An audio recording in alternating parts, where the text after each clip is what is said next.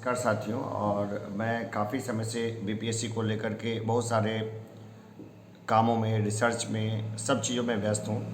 मैंने बहुत सारा स्टडीज इस रिगार्डिंग भी किया कि आखिर बीपीएससी के क्वेश्चंस कहाँ से आते हैं और किस तरह से वो क्वेश्चंस जो बनाए जाते हैं, प्री में हो गया या मेंस में हो गया, इसको लेकर के मेरा काफ़ी लंबा जो है वो अनुभव रहा है और मैंने इस पर काफ़ी काम भी किया है। लेकिन आज जो मैं बातें बता रहा हूँ वो कोई अनहोनी नहीं है, लेकिन ये बातें जो है ना हर किसी को मालूम होनी चाहिए। देखिए, अगर आप भी एस्पिरेंट हैं, तैयारी कर रहे हैं, एक अभ्यर्थी हैं बीपीएससी में, तो आप जो है ना छोड़ दीजिए, मतलब सोशल साइंस के सब्जेक्ट के साथ एग्ज़ाम देना। अगर आपको टॉपर लिस्ट में आना है तो आप सिर्फ और सिर्फ मैथ ले लीजिए और मैथ के जरिए ही पढ़िए। आप जो है ना बीपीएससी के ट्रेंड्स को देखेंगे तो लग ऐसा ही रहा है। और यहाँ पे आप एक मार्कशीट देख रहे होंगे, इस जगह पर एक मार्कशीट।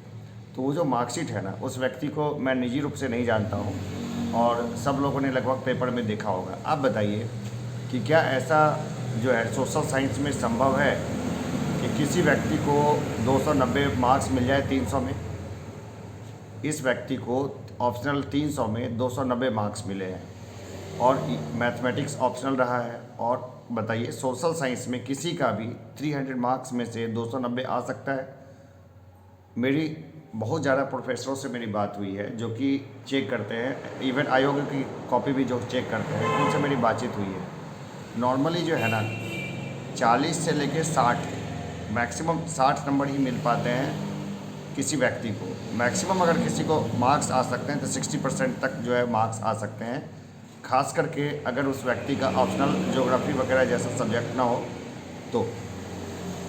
अब रही बात कि ऐसी अनियमितता जो है वो आखिर क्यों की गई और आखिर ऐसी अनियमितताओं से बचने के लिए क्या प्रोविज़न रहा है। देखिए, सबसे पहली बात तो एक स्केलिंग जो है उसका प्रोविज़न होता है, हर एक आयोग में लगभग होता है, यूपीएससी की गाइडलाइंस है। स्केलिंग अगर नहीं होती है उसका एक बहुत बड़ा नुकसान जो है वो सभी छात्रों को होता है। देखिए, पब्लिक फील्ड में काम करना होता है। पब्लिक फील्ड में ऐसी कोई ज़रूरी नहीं है कि मैथमेटिक्स से लेकर के जिसने पढ़ाई की है वो बहुत अच्छा काम करेगा।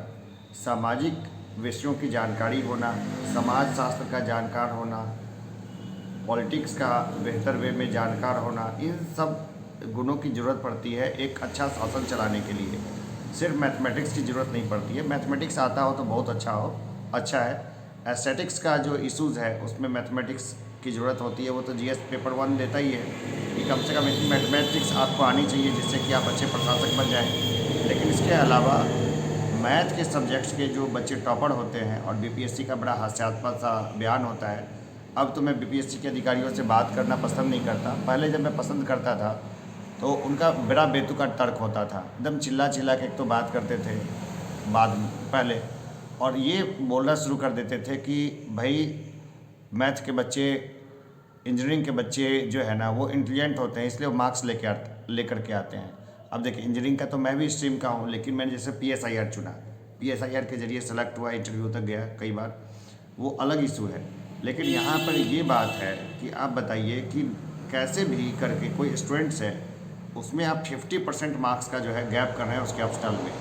50% मार्क्स जो ऑप्शनल जो है वो लेकर के अगर सोशल साइंस का अगर विद्यार्थी आता है तो वो 150 नंबर, सुपर ब्रिलियंट जो स्टूडेंट्स होगा वो 160 नंबर तक आराम से आएगा, झक मार के 180 नंबर पे जाके वो खलास हो जाएगा। इससे ज़्यादा मार्क्स लाना जो है सोशल साइंस के सब्जेक्ट्स में बनता नहीं है उसका।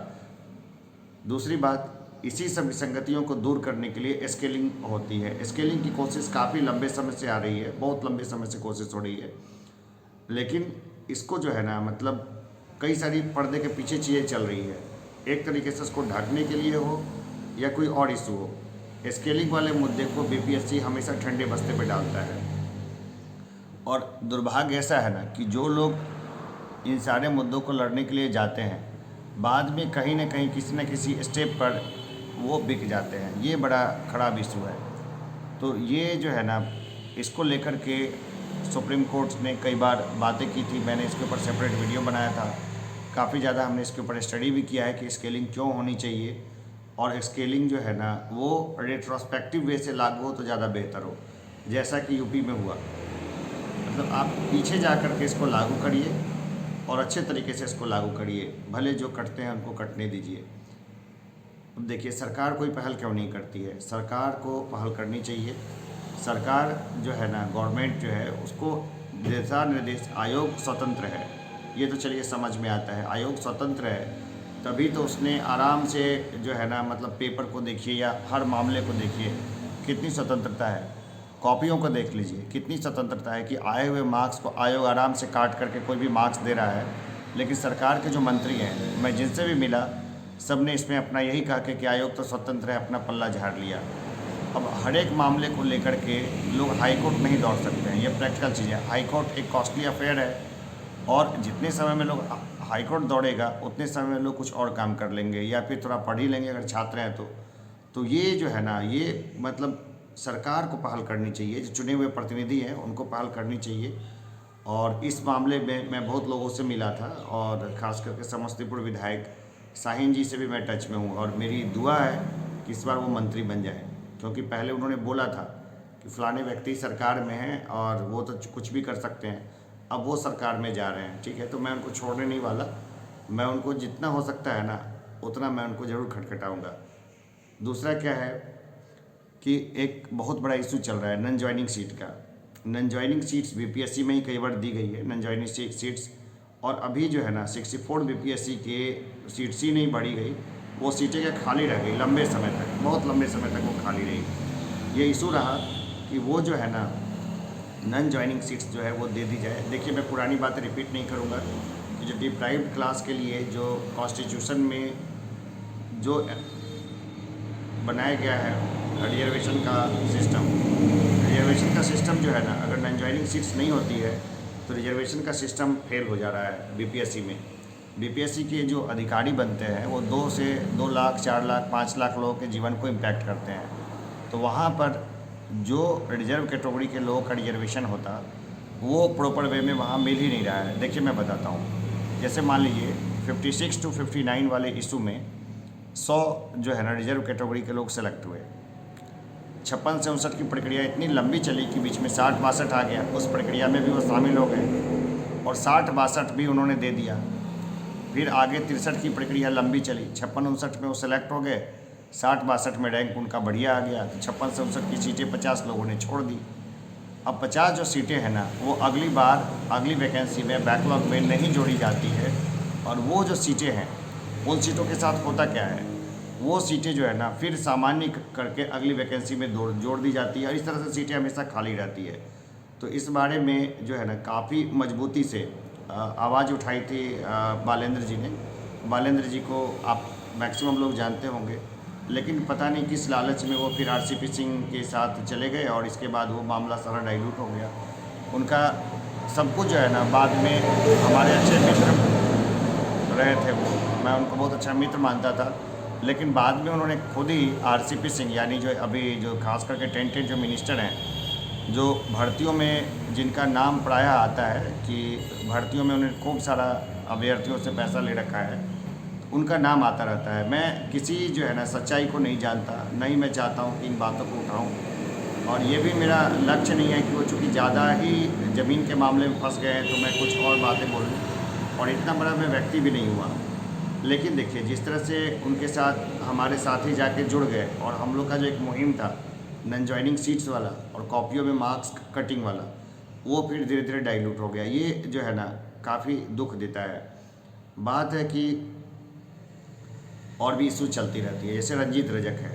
रंजीत रजक जो है वो हम सब लोग जान रहे हैं इस बात को कि वो और उसके जितने साथी हैं उनकी बैकडोर एंट्री हुई थी। उन्होंने बीपीएससी में पीछे से उन्होंने एंट्री की थी, और ऐसे बहुत सारे लोग हैं जैसे राहुल कुमार हो गया, प्रिया सत्संगी हो गई, जो कि ज्वाइन करते ही जो लोग सीधा भ्रष्टाचार में लिप्त हो जाते हैं, सीधा जो है वो करप्शन करने लग जाते हैं। आज ज्वाइन किया नहीं, कल कि उनको अपना पैसा निकालना है जो उन्होंने पैसा घूस में दिया है ज्वाइनिंग के टाइम में। तो ऐसे लोगों को की बड़ी भीड़ है मतलब बीपीएससी के भीतर में। और अभी मेरी नई सरकार जो है ना उससे ये गुजारिश है कि अगर नन ज्वाइनिंग सीट्स जो है वो अगर दे दी जाती है, जो अभ्यर्थी इसके लिए लड़ रहे हैं, तो उस नन ज्वाइनिंग सीट से एक सबसे बड़ा फ़ायदा जो होगा ना वो गवर्नमेंट को होगा। सबसे बड़ा फ़ायदा ऐसे होगा कि इन लोगों ने यानी हम लोगों ने अभी तक जो है किसी भी गलत रास्ते में 1 रुपया भी खर्च नहीं किया है। तो हमारे ऊपर ऐसा कोई प्रेशर नहीं है कि हमें अपना जो है ना खर्चा निकालना है। जनरली अधिकारी इसलिए भी भ्रष्ट होते हैं क्योंकि उन्होंने प्री मेंस इंटरव्यू के समय में कहीं ना कहीं पैसा पे किया होता है, भले ठगा गए हों वो अलग इशू है, लेकिन उन्होंने कहीं ना कहीं एक मोटा पैसा पे कर दिया होता है। बहुत सारे अभ्यर्थी, मैं ये नहीं कहता हूँ कि हर अभ्यर्थी ऐसा करता है, लेकिन बहुत सारे अभ्यर्थी जो है ये भी नहीं करता कि 100% करप्शन होता है। अगर 100% करप्शन होता तो बात बहुत पहले उजागर हो जाती, लेकिन हाँ करप्शन होता है। कोई भी आयोग है वो इससे अछूता नहीं है, क्योंकि मामला डिमांड एंड सप्लाई का है। सरकारी नौकरी की इतनी ज़्यादा डिमांड है कि वहाँ पर जो है ना सप्लाई तो बहुत कम है।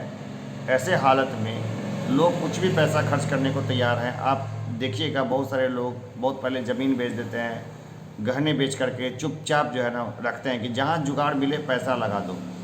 मेरे से भी कई लोग मिलने के लिए आते हैं, बोलते हैं कुछ भी करिए कुछ भी करिए, लेकिन हमारे बच्चे को सरकारी जॉब में एडजस्ट करा दीजिए। लोग पैसे का सोचते ही नहीं। ज़मीन क्या बोलते हैं वो, फलाने रोड के साइड में मेरा ज़मीन है, बड़ा महंगा ज़मीन हो गया, बेच देंगे उसको, लेकिन बेटा तो सेट हो जाएगा।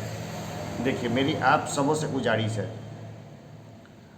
कभी भी गलत रास्ते से नौकरी मत लीजिए। गलत रास्ते से नौकरी मिल भी रहा हो ना तब भी मत लीजिए।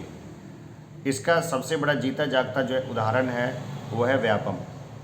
व्यापम जो है ना एक बहुत बड़ा घोटाला था एमपी का, जिसमें कि बहुत सारे लोगों ने फर्जी तरीके से नौकरी ली। इसमें जो लोग दागी थे, जिन लोग का इसमें हाथ था, वो लोग साफ बच गए और एकदम अच्छे तरीके से बच गए। सरकार में भी ऐसे सब लोग वापस आ गए, और जनता जो आम जनता है ना उसको रोटी दाल इससे ज़्यादा उसको मतलब नहीं है। आम जनता का आप देखिए ना तो पेट का सारा पन्ना ही खाली है, तो पहले वो पेट के पन्ने को भरने पे लगी हुई है। और आप या ज़्यादा लोग जो है ना वो समझा भी नहीं सकते उसको। लोकतंत्र की अपनी जो है ना मजबूरियाँ हैं, और हम लोग सब लोग जानते हैं कि लोकतंत्र जो है वो शासन करने का सबसे कम खराब माध्यम भर है। खराब है ही, सबसे कम खराब माध्यम है लोकतंत्र। तो आप देखिए कि ऐसे अधिकारी जो टेंटेड रहे, हमेशा दागी रहे, वो कितने समय तक जॉब पे बने रहे, उन्होंने खूब संपत्तियां बनाई। ऐसा थोड़ी है कि वो बचे रहे होंगे, वो तो बहुत अति हो गई तो जाके वो फंसे। जैसे देखिए 66 बीपीएससी का आंसर पहले ही लीक हो गया था, तो सोचिए क्वेश्चन कब लीक हुआ होगा।